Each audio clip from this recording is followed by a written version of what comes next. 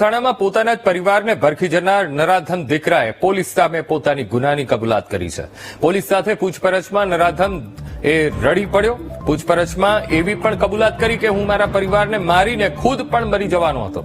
સરથાણાના સૂર્યા એપાર્ટમેન્ટમાં પત્ની અને બાળકોની હત્યા કરીને નરાધમે પોતાના માતા પિતા પર પણ હુમલો કર્યો હતો। માતા પિતાને હોસ્પિટલમાંથી રજા મળી હતી, જોકે આરોપી હજુ પણ હોસ્પિટલમાં દાખલ છે।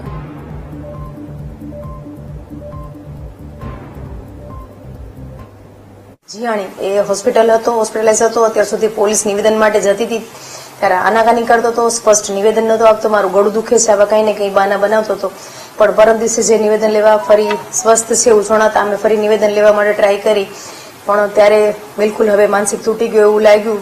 ખૂબ રડી અને નિવેદન આપ્યું કે ઘર કંકાસના કારણે હું ખૂબ જ ઉશ્કેરાટમાં આવીને મારી પત્નીને માર્યું અને પછી બધાને હું મારી નાખું, હું પણ મરી જાઉં, આવા હેતુથી મેં આ બધાને ઈજા પહોંચાડી અને મોત નિપજાવેલ છે એવું એને સ્ટેટમેન્ટ આપેલ છે।